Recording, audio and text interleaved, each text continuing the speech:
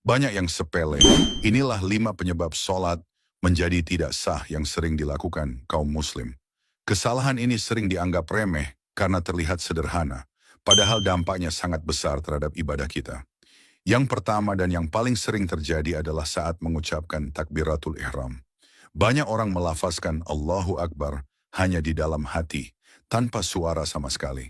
Padahal takbiratul ihram adalah pintu masuk sholat. Minimal, lafaz tersebut harus terdengar oleh telinga kita sendiri. Jika tidak, maka takbir tersebut dianggap tidak sah dan otomatis sholat pun tidak sah. Ini bukan soal keras atau pelan, tetapi soal ada atau tidaknya suara yang keluar dan bisa kita dengar sendiri.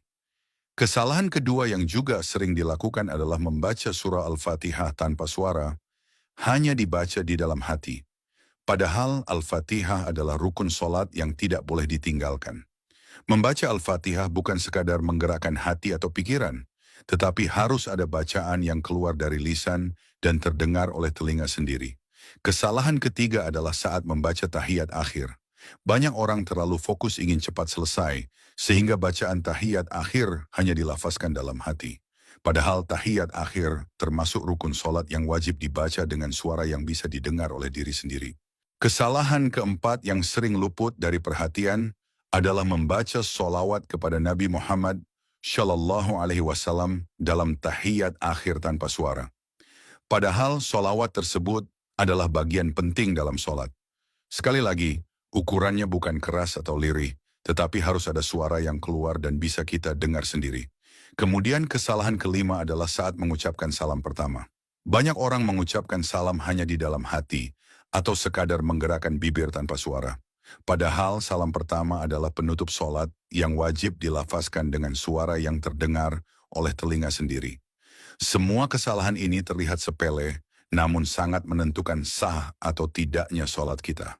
Dari penjelasan ini, dapat disimpulkan bahwa sah atau tidaknya sholat bukan hanya ditentukan oleh gerakan, tetapi juga oleh bacaan yang dilafazkan dengan benar. Semuanya wajib dilafazkan dengan suara yang terdengar oleh telinga sendiri. Kesalahan-kesalahan yang terlihat sepele ini ternyata bisa berdampak besar pada keabsahan sholat. Karena itu, penting bagi setiap muslim untuk memperbaiki sholatnya, bukan hanya dari gerakan, tetapi juga dari bacaan. Ingatlah sabda Rasulullah Shallallahu Alaihi Wasallam bahwa siapa saja yang menyampaikan satu ilmu, lalu ilmu itu diamalkan oleh orang lain, maka pahalanya akan terus mengalir meskipun orang yang menyampaikan ilmu tersebut telah wafat. Hadis ini diriwayatkan oleh Imam Al-Bukhari. Maka jika ilmu ini bermanfaat, sebarkanlah agar menjadi amal jariah bagi kita semua.